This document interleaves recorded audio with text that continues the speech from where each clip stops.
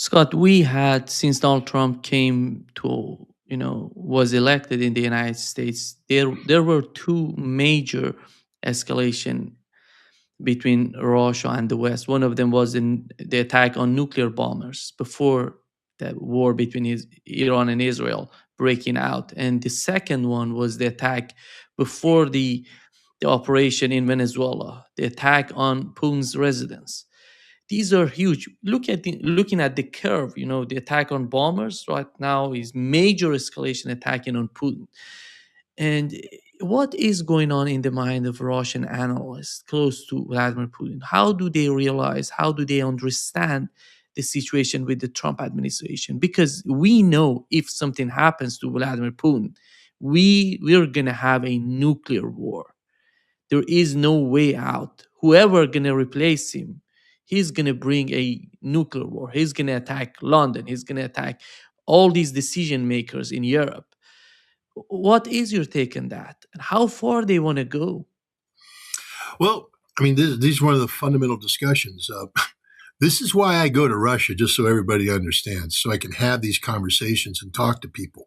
I just finished doing a very lengthy interview with Sergei Karaganov.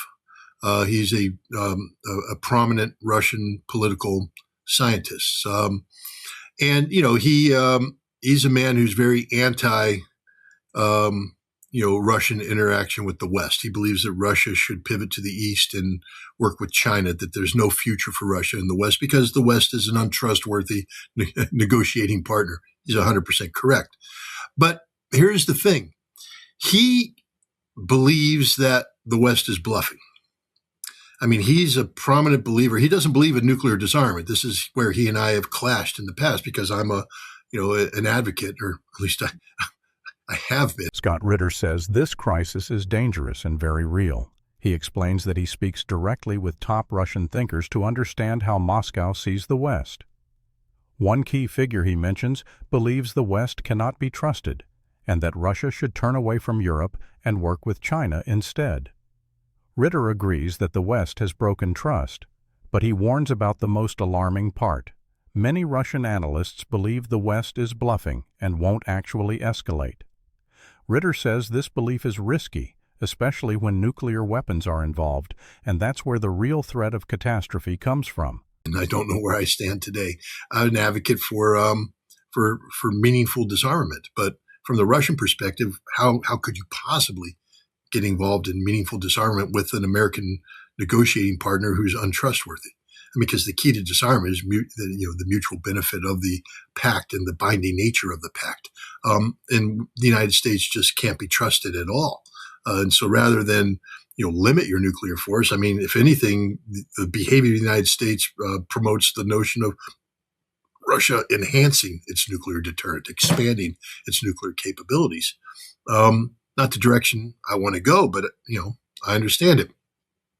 But Karaganov believes that the United States is bluffing, that the United States will never use nuclear weapons to defend Europe, and that if Europe continues to pose an existential threat to Russia, that Russia should use nuclear weapons against Europe. And he wrote a piece a couple of years ago where he said the United States is not willing to trade Boston for Poznan, meaning that Russia can drop a nuke on Poznan and the United States will do nothing. Scott Ritter says he still believes in real nuclear disarmament, but he understands why Russia doesn't trust it anymore.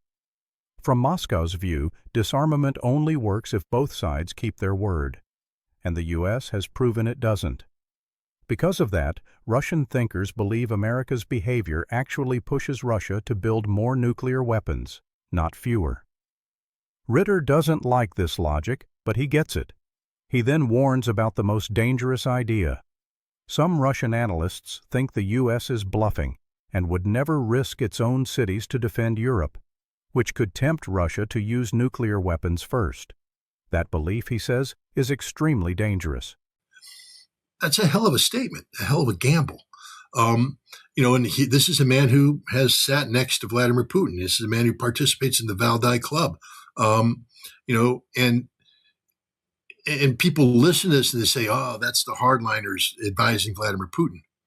But I think that we need to understand that Sergei Karaganov is not the government, that the Russian government is actually acting um, as if they believe that the United States would use nuclear weapons to defend Europe, and that Russia is vulnerable to American nuclear weapons attack.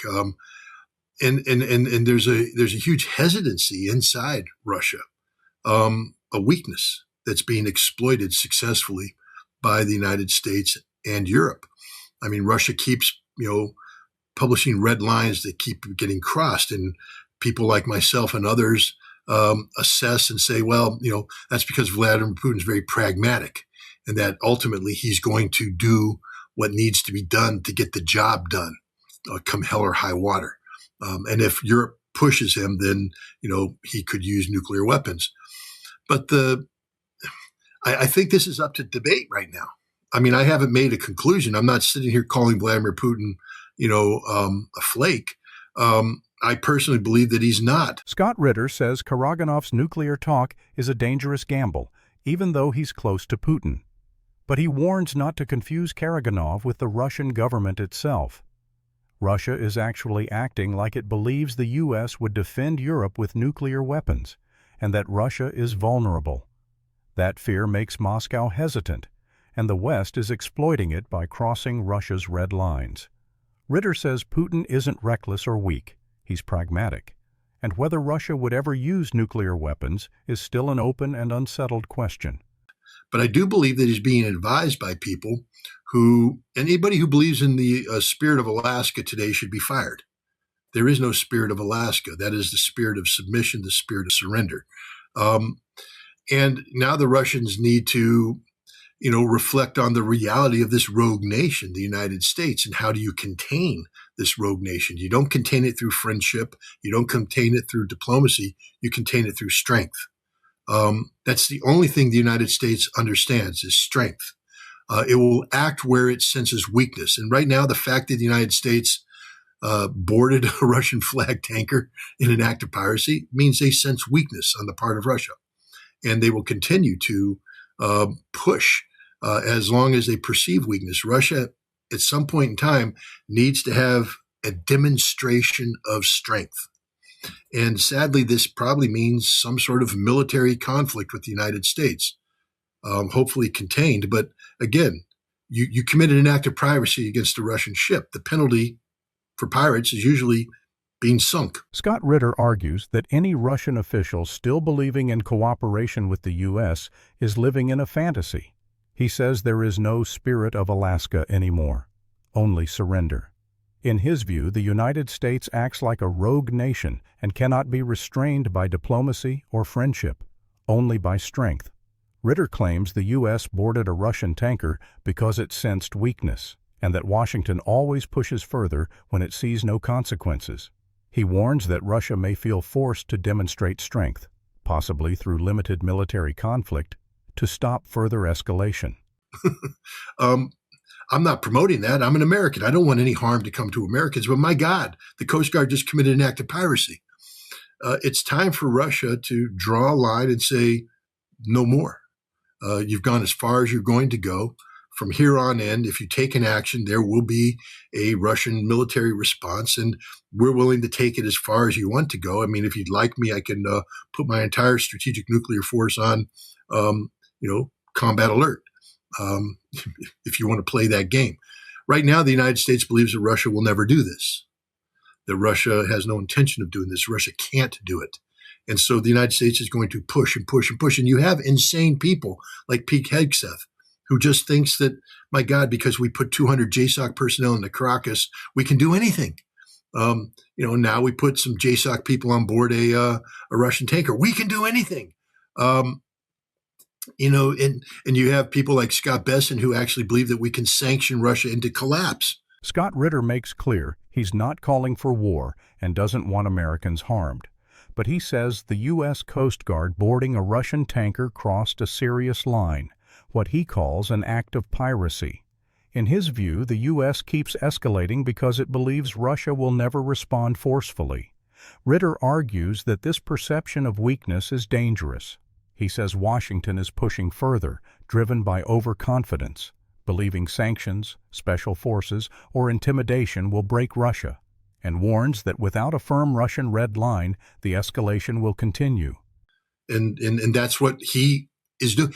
Trump has not embraced a policy of lifting sanctions on Russia.